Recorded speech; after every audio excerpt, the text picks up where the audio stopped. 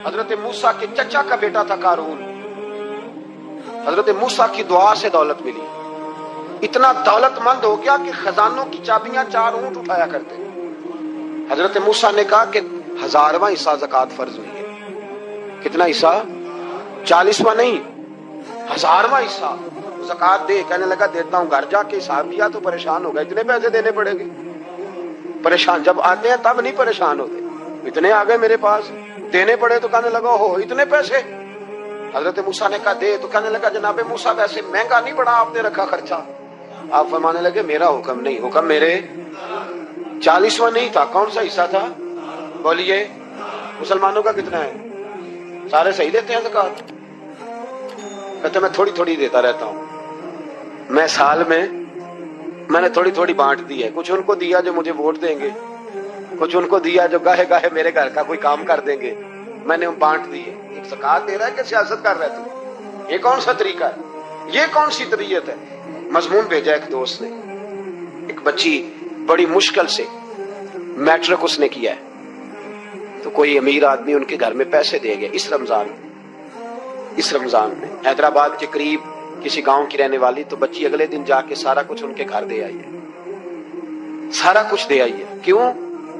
कि वो बच्ची कहती है मैं यतीम हूं, मैं 1.5 साल की थी और मेरा भाई अभी पैदा नहीं हुआ था जब मेरा वालिद फौत हो गया, तो मेरे चचा ने धक्के दे के निकाल दिया। मेरी माँ ने बर्तन धो धो के हमें पाला और मेरी माँ ने हमें पढ़ाया, शदीद मेहनत की।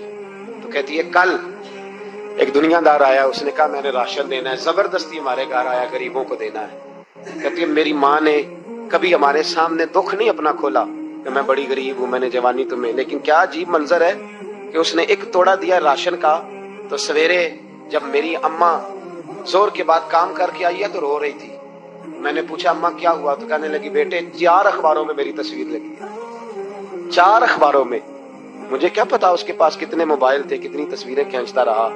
तो वहां रख के कहने लगी चचा हमने बड़ी रातें बगैर पंखे के गुजारी है, कई दिन बगैर रोटी खाए गुजारे, पर हमने अपना पर्दा नहीं खोला। तो एक कांटे का थैला दे के हमारा पर्दा खोल गया। 4 अखबारों में रख अपना सामान, और सवेरे अखबार में ये खबर भी जरूर छपवा देना कि वो वापस कर गए। ये खबर भी सवेरे अखबार में जरूर छपवा देना कि वो आटे का थैला वो वापस कर गए, ये खबर छपवा देना। फिर वो बच्ची अपनी माँ की इज्जत के लिए गई और जाके प्रेस क्लब में उसने 4 अखबारों को कहा कि मैं आटा वापस कर रही हूँ, अब तुम्हारी जिम्मेदारी है कि तुम लोगों को बताओ कि वो थैला आटे का। शर्म नहीं आती? मैं इज्तिमाई शादियों की मुखालफत करता रहता हूँ, दिल करता है तुम्हारा कि तुम्हारी बेटी और तुम्हारा दामाद बिठाया जाए स्टेज पे और कहा जाए खैरात में इसकी शादी हो रही है, अखबारों में तस्वीर आए। किसी गरीब की बच्ची की शादी कर दिया तो बोर्ड लगवा दिया 30 इज्तिमाई शादियां। वो तमाशा है? गरीबों की बेटियां तमाशा बनाने के लिए है? अगर किसी गरीब की बच्ची की खिदमत कर दिया तो उस तरह कर जिस तरह हुसैन के बेटे इमाम ज़ैनुल आबिदीन किया करते। हजरत मूसा कलीमुल्लाह अलैहिस्सलाम का जमाना मुबारक था, कहत पड़ गया, बारिश नहीं होती। हम लोग ना अब तो खैर हमारे पाकिस्तान में तो टेबल टॉक होती है, टॉक शो होते हैं। हमारे यहाँ तो पता किया जाता है कि बारिश हो क्यों नहीं रही, फिर उस पर यह होता है कि धुआं बड़ा चढ़ गया है, हालात बड़े खराब हैं, फलां ऐसे हो गया। कहत का अब तो असबाब तलाश करते रहते हैं ना जी, फोक बहुत ज्यादा है, फलां चीज ऐसे है, फलां चीज ऐसे, हम तो ये तलाश करते रहते हैं। वो लोग यूं नहीं करते थे, वो सीधे जाके मुसल्लों पे बैठते थे, इसलिए कि वो कहते थे जब रब चाहता है तो फिर कोई चीज किसी चीज को रोक सकती, वो सीधे मुसल्ले पे बैठते। आला हजरत फाजिल बरेलवी रहमतुल्लाह अलैह के पास एक मौलाना मोहम्मद हुसैन आए, वो फल्कियात के बड़े माहिर थे। तो आला हजरत ने फरमाया जरा सितारों का हिसाब लगा के दिखाओ बारिश कब होगी। कहने लगा पूरा महीना तो नहीं होगी। तो आला हजरत रहमतुल्लाह अलैह फरमाने लगे कहो कि मेरा इल्म कहता है महीना नहीं होगी, अल्लाह चाहे तो अभी हो सकती है। कहने लगा जी वो तो ठीक है पर मेरा इल्म, वो जैसे रोज लोगों ने पीर नेट से शहनशाह साहब नहीं खोले होते कि बारिश कब आएगी, और इसकी तरफ ना देख, मुसल्ले पे बैठ, मेहरबानी कर मुसल्ले पे बैठ, अल्लाह की बारगाह में हाजिर हो, उससे माफी मांग, उसे मना ताकि वो रहमत की बारिश। कहने लगा जी मेरा इल्म कहता है। तो आला हज़रत फरमाने लगे फिर वही बात, तू कह अल्लाह चाहे तो बारिश अभी, लेकिन ये जो अड़ गए हैं ना बेचारे, ये अड़ ही गए हैं, ये जहां उलझ गए हैं वहां ये लोग उलझ गए। अल्लाह हमें उलझने से महफूज फरमाए। तो आला हजरत उठे तो फरमाया टाइम क्या हुआ है घड़ी पे? कहने लगा जी 12। तो आला हजरत ने घड़ी घुमाई اب کیا بج گیا؟ کہنے لگا 4 بج گئے. فرمانے لگے بج گئے نا 4. کہنے لگا جی آپ نے گھڑی گھما جو دی ہے. فرمانے لگے اللہ بھی جب چاہے تو ستارے گھما دیتا ہے, اللہ بھی ستارے گھما دیتا ہے بارش. کہنے لگا جی وہ تو ٹھیک ہے پر مہینہ نہیں ہو سکتی. اڑا ہوا بندہ, اس کا کوئی علاج ہے جو اڑ جو جائے. اس کے لیے قرآن کہتا ہے وَإِذَا خَاطَبَهُمُ الْجَاهِلُونَ قَالُوا سَلَامًا. اسے سلوٹ کرو دور سے, اسے کو تو جان اور تیرا. کہنے لگا جی ہو نہیں سکتی پورا مہینہ. فرمانے لگے یار تو جا اپنا کام کر. وہ شخص کہتا ہے میں نے دروازہ کھولا اعلیٰ حضرت کا, کمرے سے باہر نکلا تو تیز بارش ہو رہی. واپس آیا تو میں نے کہا احمد رضا یہ عقیدہ کہاں سے لیا ہے؟ فرمایا دروازہ مصطفیٰ سے لیا ہے صلی اللہ علیہ وسلم. تو یاد رکھیں کہ اللہ کو منانا چاہیے, استغفار کرنا چاہیے. اس کی برکات. حضرت موسیٰ ساری قوم کو لے کے نکل گئے. آؤ بھائی میدان میں اللہ کی بارگاہ میں استغفار کریں اور بارش کا سوال کریں, بارش مانگے. جب باہر نکلے دیر تک دعائیں ہوتی رہیں تو حضرت موسیٰ علیہ السلام کو رب کریم نے وحی فرمائی کہ موسیٰ آپ کی قوم میں نے ایک شخص ہے جس کو 40 سال ہو گئے نافرمانی کرتے, اس نے رب سے صلح نہیں کی. کتنے لوگ ہیں؟ ایک. اور 40 سال سے وہ نافرمان ہے, اس کو مجمع سے نکال دو بارش ہو جائے.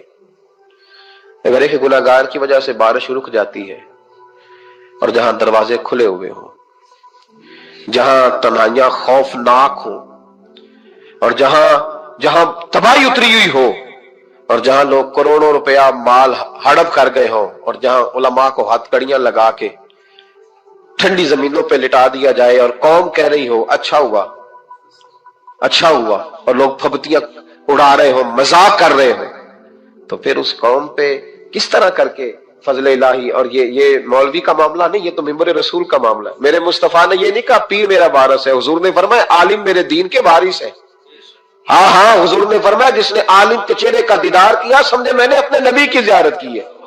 لیکن یہاں تو خیر یہ عنوان نہیں, ورنہ میں اس پر جاتا ہے. تو کہا ایک بندہ ہے 40 سال سے اللہ کی نافرمانی کر رہا, وہ اگر نکل جائے تو بارش ہو جائے گی. حضرت موسیٰ نے اعلان کر دیا بھی ایک شخص ہے, وہ اگر نکل جائے تو بارش ہو جائے گی. پتہ تو ہوتا ہے نا سب کو, مجھے بھی پتہ ہے کہ میں اندر سے کیسا ہوں, اور آپ کو بھی خبر تو ہوتی ہے نا جی. جب بات ہو رہی ہوتی ہے تو پھر پتہ تو چلتا ہے نا کہ بات کہاں جا کے سیٹ ہو رہی ہے, پتہ چلتا ہے نا. اسے بھی چل گیا پتہ, اب اندر ہی اندر رونے لگا.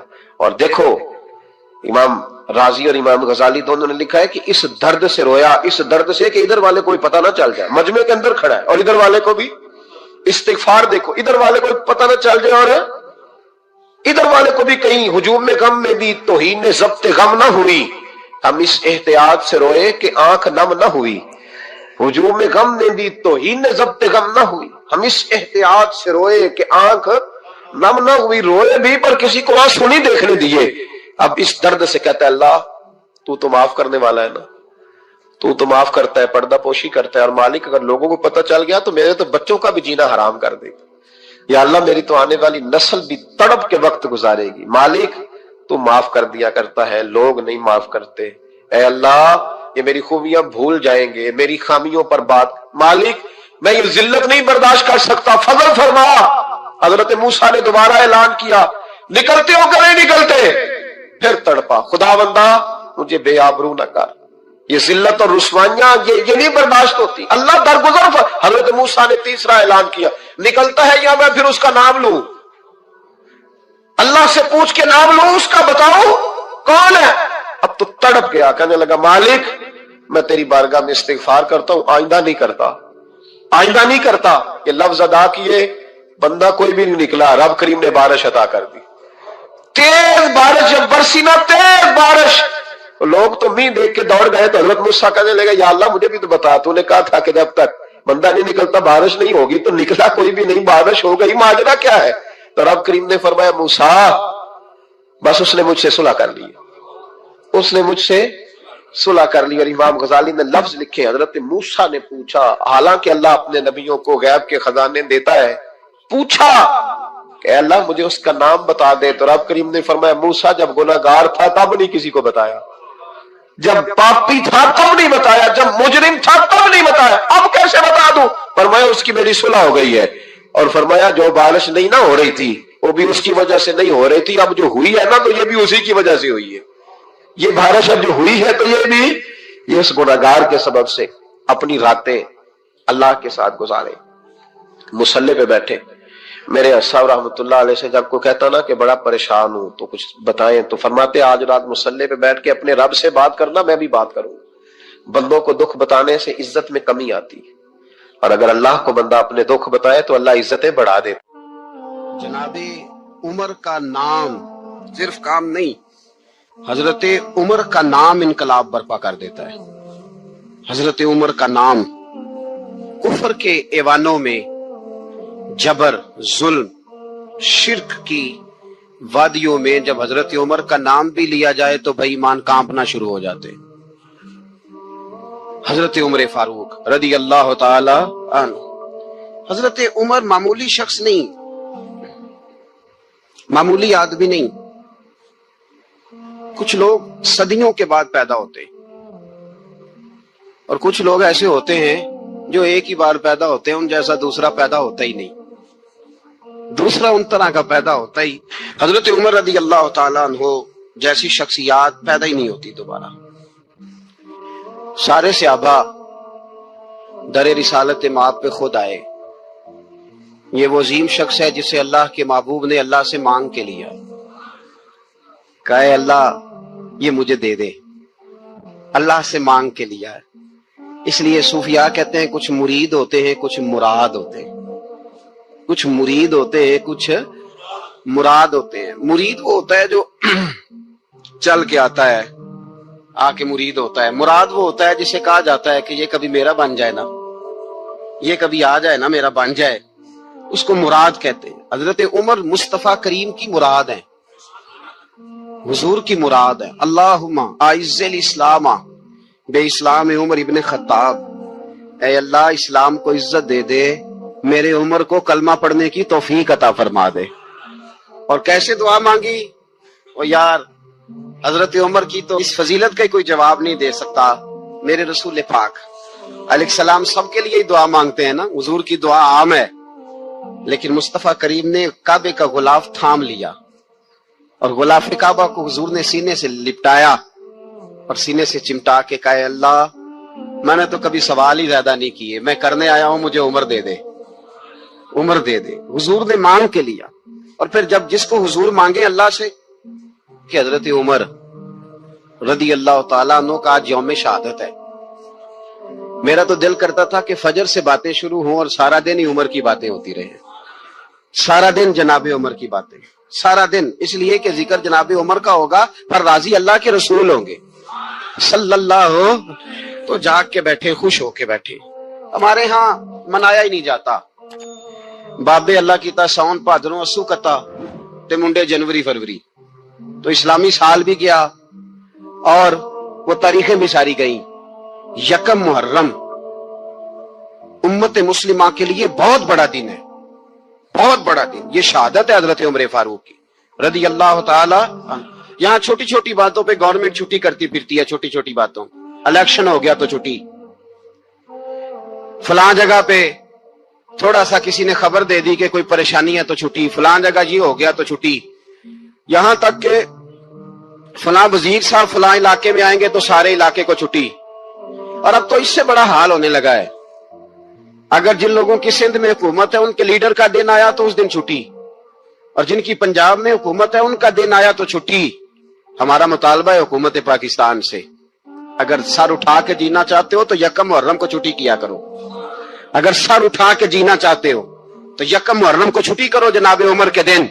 اور ملت کے جوانوں کو بتاؤ کہ اگر عزت کی زندگی جینا چاہتے ہو تو اس طرح جیو جس طرح فاروق اعظم جی کے گئے. عزت اور وقار کی زندگی. جمہوریت حضرت عمر سے سیکھنی پڑے گی، حکومت کرنے کے طریقے حضرت عمر سے. رعایا کو سیکھنا پڑے گا کہ امیر کس طرح بنایا جاتا ہے اور امیر کس طرح کے ہوتے ہیں. یہاں لوگ ہمیں یورپ کی مثالیں دیتے ہیں، لوگ یہاں ہمیں آ کر کے امریکہ کی مثالیں، انہیں کیا پتا حکومت کیا ہوتی ہے. وہ کہتے ہیں جی وہ سائیکل پہ جاتا ہے ان کا حکمران. میں نے کہا وہ سائیکل پہ جاتا ہے؟ میرے عمر فاروق مدینے سے مکے گئے تھے تو پیدل ہی حج کرنے چلے گئے، پیدل ہی. اور جناب عمر فاروق رضی اللہ تعالیٰ عنہ عید کی نماز پڑھانے گئے. عید کی نماز عمر خطبہ عید دینے گئے. اور اس زمانے میں کون سا غریب ہے جو ننگے پاؤں جاتا ہو؟ کون سا غریب ہے جو مسجد ننگے پاؤں جاتا ہو؟ لوگوں نے تو 3 قسم کی چپلیں رکھی ہوئی ہیں. ایک مسجد جانے کی علیحدہ ہے، گھر پہننے کی علیحدہ ہے، شادی بیاہ پہ جانے کی چپل علیحدہ ہے. حضرت عمر فاروق رضی اللہ تعالیٰ عنہ نکلے عید کا خطبہ دینے کے لیے، تو بیوی سے کہنے لگے جوتا.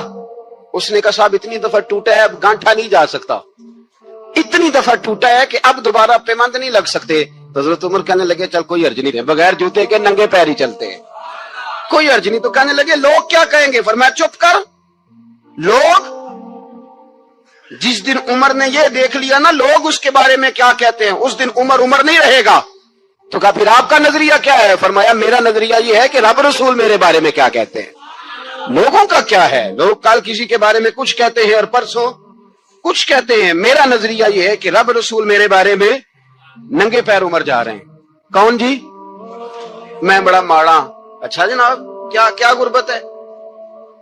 10 قسم کے جوڑے لٹکے ہوئے ہیں کمرے میں، اور پہننے کی فرصت نہیں. سویرے کیا پہننا ہے، شام کیا پہننا ہے، 15 سوٹ کٹھے استری ہو کے لانڈری والا بھیج رہا ہے، اور تو غریب ہے. تو بہت بڑا غریب ہے. اس لیے کہ غربت پیسوں کی وجہ سے نہیں ہوتی، غربت تو دل کی ہوتی ہے. تو واقعی بڑا غریب ہے، اور تو غریب ہی رہے گا. امیر تو عمر فاروق تھے جو ننگے پاؤں چلے گئے عید کی نماز پڑھانے. تو رستے میں جو ملا کہنے لگا عمر جوتا تو پہن لو. فرمایا تمہیں عمر کا جوتا نہ پہننے کا نقص تو نظر آیا ہے؟ کوئی حرج نہیں. اگر عمر کو کبھی بتانا ہوا تو وہ والا نقص بتانا جو عمر کی سیرت میں پیدا ہو، کردار میں پیدا ہو، وہ والا نقص بتانا. یہ چھوڑو جوتے آتے جاتے رہتے. ننگے پاؤں گئے، پاؤں دھوئے، نماز پڑھائی، لوٹ آئے. او بھائی یہاں تو ہمارا بناؤ سنگار اترنا، جتنی توجہ کپڑوں کی طرف ہے اتنی توجہ کبھی ہماری علم کی طرف ہوتی نا. جتنا ذوق شوق ہمارا بناؤ سنگار کی جانب ہے، اتنا بناؤ سنگار کبھی ہمارا اخلاقیات کی جانب ہوتا تو معاملات بڑی حد تک سنورے ہوئے ہوتے. حضرت سیدنا فاروق اعظم رضی اللہ تعالی اپنی زندگی کو ترتیب دیا. ایک دن بھی خلافت نہیں مانگی اللہ سے. حضرت عوف بن مالک اشجعی ایک صحابی ہیں. حضرت عوف بن مالک رضی اللہ تعالیٰ عنہ فرماتے ہیں کہ جناب ابو بکر صدیق کا زمانہ تھا تو میں نے خواب دیکھا. میں نے خواب میں جناب عمر کو دیکھا، اور میں نے دیکھا کہ کوئی کہنے والا کہہ رہا ہے کہ عمر وہ ہے کہ اللہ کے رستے میں کوئی اسے جتنا مرضی برا بھلا کہے یہ پرواہ نہیں کرتا. کس کے رستے میں؟ بولے سارے. اس کا مطلب ہے اللہ کے رستے میں لوگ برا بھلا بھی. قرآن مجید نے کہا وَلَا يَخَافُونَ لَوْمَةَ لَائِمٍ. کچھ لوگ ایسے ہیں جو برا بھلا کہنے والوں کی پرواہ نہیں کرتے. آپ یقین کریں اگر پرواہ شروع ہو جائے نا تو دین کا کام ختم ہو جائے. نہ کوئی تقریر کرے، نہ کوئی تدریس کرے، نہ کوئی پیری مریدی کرے، ختم ہو جائے. اگر باتوں کی پرواہ ہو، لیکن وہ پرواہ. حضرت عوف بن مالک اشجعی کہتے ہیں میں نے خواب میں دیکھا کہ عمر وہ ہے جو کسی کی پرواہ، اور دوسری بات میں نے یہ دیکھی کہ عمر خلیفہ بنے گا، اور تیسری بات میں نے خواب میں یہ دیکھی کہ عمر شہید بھی کیا جائے گا، عمر شہید بھی ہوگا. یہ میں نے 3 باتیں خواب میں دیکھی. فرماتے ہیں میں نے آ کے خواب حضرت ابو بکر صدیق کو سنائی. وہ خلیفہ تھے. وہ کہنے لگے ٹھہر جا، میں عمر کو بلاتا ہوں، اس کے سامنے دوبارہ سنانا. اس کے سامنے. فرماتے ہیں میں نے بلایا حضرت عمر فاروق کو، آ کے بیٹھے. خواب شروع ہوا کہ ایک بات تو میں نے یہ دیکھی کہ آپ ملامت کرنے والے کی پرواہ نہیں کرتے. دوسرا آپ خلیفہ بنے گے. جناب عمر کہنے لگے چپ کر، ابو بکر کے سامنے ہی کہہ رہا ہے، چپ کر، خلیفہ کے سامنے ہی کہہ رہا ہے. تو ابو بکر صدیق کہنے لگے عمر اسے کہنے دو، مجھے لگتا ہے رب کی رضا یہی ہے کہ میرے بعد اگر مصطفیٰ کا منبر ملے تو عمر کو ملے.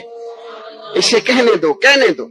یار یہاں تو لوگ ڈینگے مارتے ہیں، یہاں تو لوگ دعوے کرتے ہیں میرے سامنے فلانے کو بھی بٹھاؤ، فلانے کو بھی بٹھاؤ، اس کو کیا پتا، اس کو کیا پتا. یہ تو بڑکے مارنے کا دور ہے. حضرت عمر رضی اللہ تعالیٰ عنہ کو تیسری بات کہی. حضرت عوف بن مالک نے کہا اب شہید کیے جائیں گے، میں نے خواب دیکھی ہے.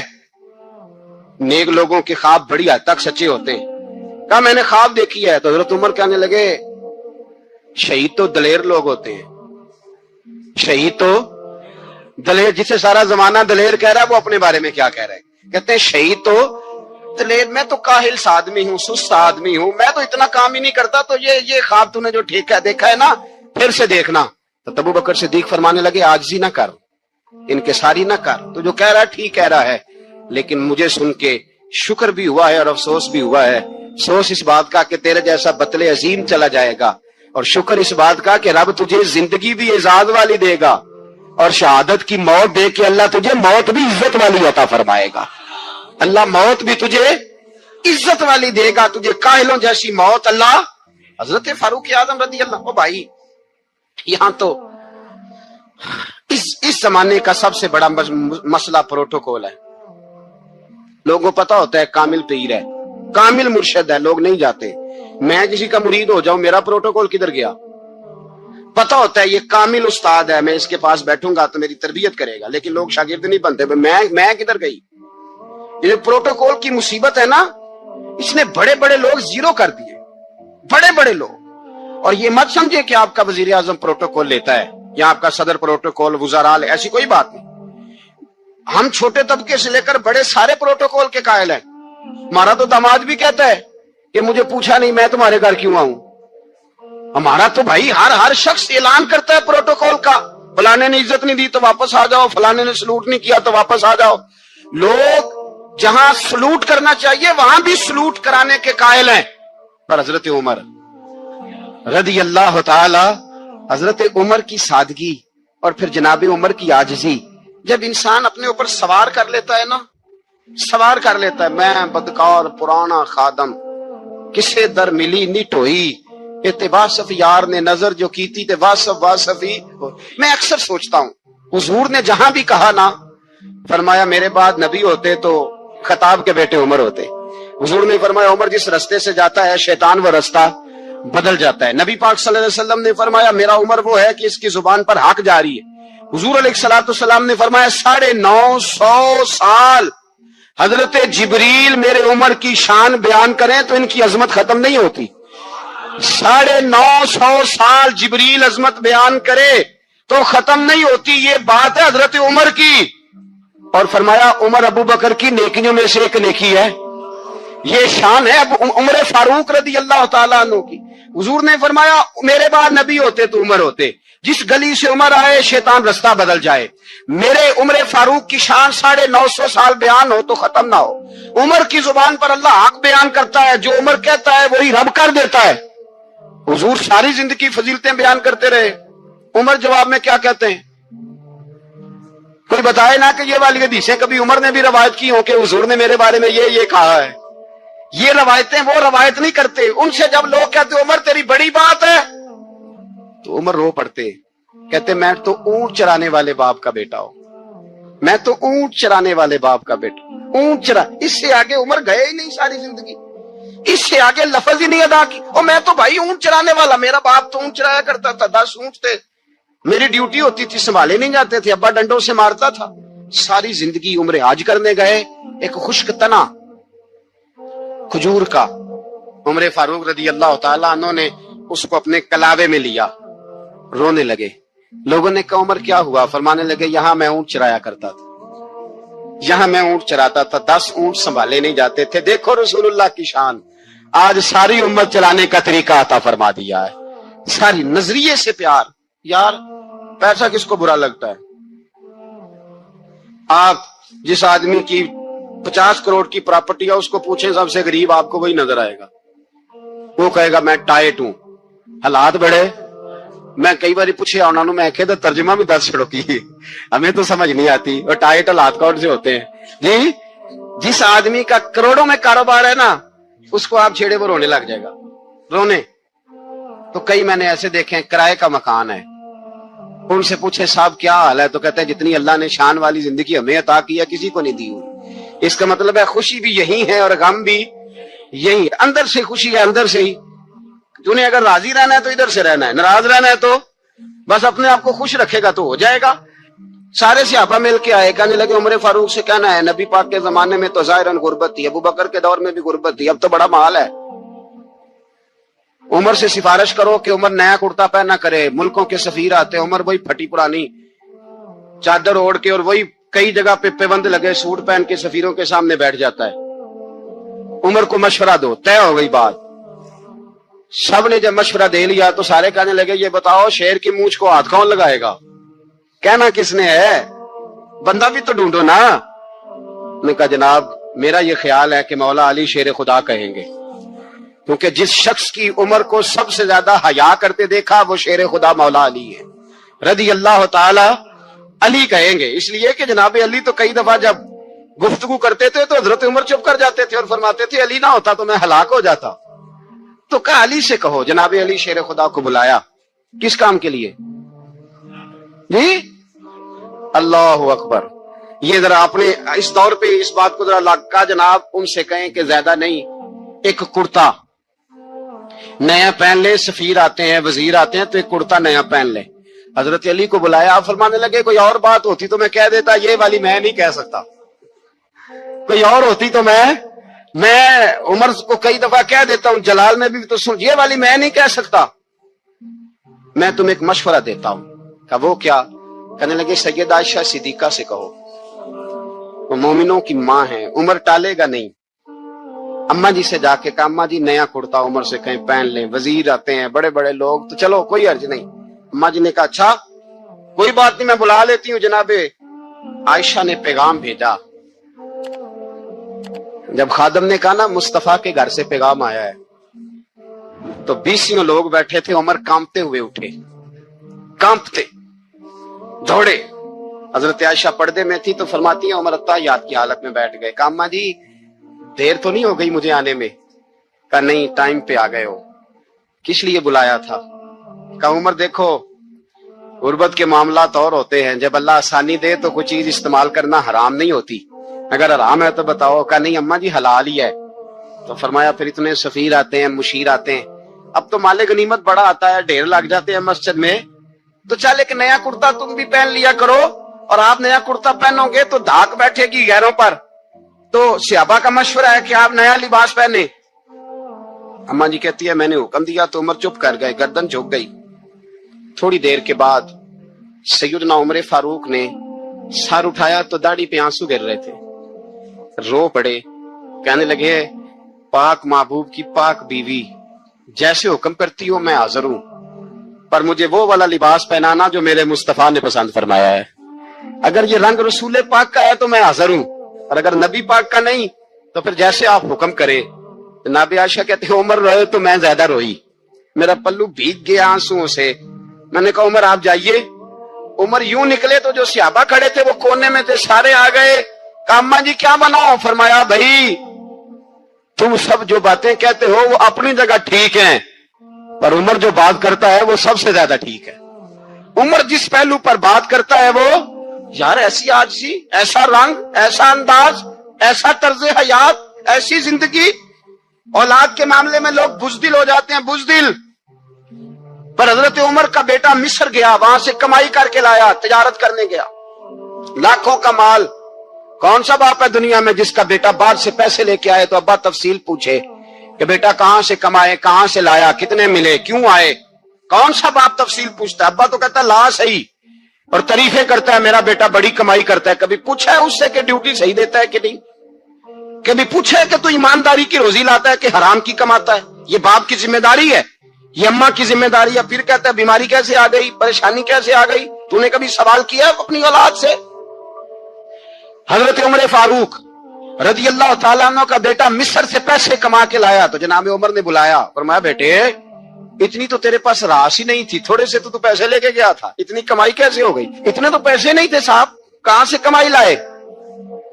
اس نے کہا ابا جی وہ جو میرے چچا ہے نا مصر کے گورنر، آپ کے دوست، انہوں نے میری مدد کی ہے۔ فرمایا جتنے لوگ گئے تھے سب کی ہے مدد اس نے؟ کہا نہیں صرف میری کی۔ فرمایا تیری کیوں کی؟ تیری کیوں کی؟ کہا حضور آپ کے دوست ہیں۔ فرمایا چپ کر، حضور انہوں نے مجھے اتنے پیسے دیے، میں نے کاروبار میں ڈالے تو نفع آیا تو میں ان کی رقم دے کے۔ فرمایا خاموش ہو جا، باقی جتنے لوگ گئے تھے سب کی مدد کی اس نے؟ کہا نہیں حضور صرف میری کی۔ فرمایا اس نے تیری مدد نہیں کی، اس نے خلیفہ کے بیٹے کی مدد کی، اس لیے کہ وہ خلیفہ کو اپنے حق میں نرم کر سکے۔ فرمایا آدھا مال تیرا ہے، آدھا مال غنیمت کا ہے، مال خزانہ کا ہے، مسلمانوں کا ہے، اس لیے کہ تو جو وہاں سے مال کما کے لایا ہے وہ اپنے باپ کے خلیفہ ہونے کی وجہ سے کما کے لایا ہے، لہذا رکھ ادھر۔ یہاں کہتے ہیں کدھر سے آیا، کیسے آیا، کون سا حساب دیں، کیا کریں؟ او بھائی حضرت عمر رضی اللہ تعالیٰ عنہ کا اپنی اولاد کے بارے میں یہ رنگ ہے، ایک جنگ سے نا خوشبو آئی. خوشبو بڑی مہنگی ہوتی تھی. عرب میں خوشبو آج بھی بڑی مہنگی ہے, وہ زیادہ استعمال کرتے ہیں. میری باتوں کی سمجھ آ رہی ہے میرے بھائیوں؟ بڑی مہنگی خوشبو تھی. جب وہ خوشبو آئی تو حضرت عمر نے کہا, گھر میں پہلے پہنچی حضرت عمر کے, چونکہ زیادہ عورتیں استعمال کرتی تھی گھر کے اندر خوشبو, مرد بھی لگاتے تھے. حضرت عمر نے اپنی بیوی سے کہا, آپ کی زوجہ جو تھی وہ بڑی خوشبو کو پسند کرتے. حضرت عمر نے اپنی زوجہ سے کہا کہ خوشبو لاؤ, میں نے ایک عورت کی ڈیوٹی لگائی ہے, وہ خوشبو تول کے نا تو پیسہ برابر سیابہ میں بانٹ دے گی. تو آپ کی زوجہ کہنے لگی, کسی بی بی کی ڈیوٹی لگانے کی کیا ضرورت تھی, میں جو موجود تھی میں بانٹ دیتی ہوں تول کے پیسہ برابر. آپ نے فرمایا نہیں, تو رہنے دے, وہ فلانی بی بی بانٹے گی. کہا حضور میں نے بھی بانٹنی ہے, میرے پہ کچھ حق ہے؟ آپ نے فرمایا نہیں, تو تفصیل نہ پوچھ, تو خوشبو دے دے, کوئی اور بانٹے گی. خاتون خانہ تھی نا, کہنے لگی نہیں, مجھے بھی آج آپ کو بتانا ہی پڑے گا کہ کوئی جو بانٹ سکتی ہے تو میں کیوں نہیں بانٹ سکتی. زوجہ کہتی عمر نے بات کی تو میری چیخیں نکل گئی. حضرت عمر فرمانے لگے, جب تو خوشبو بانٹے گی نا, تیرے ہاتھوں کو بھی لگے گی, تیرے دوپٹوں کو بھی لگ جائے گی. اگر رب کریم نے مجھ سے سوال پوچھا کہ عمر خوشبو تو مسلمانوں کی تھی, تیری بیوی کے دوپٹے کو کیوں لگ گئی, تو میں اللہ کے حضور کیا جواب دوں گا؟ اگر اللہ نے یہ سوال کیا کہ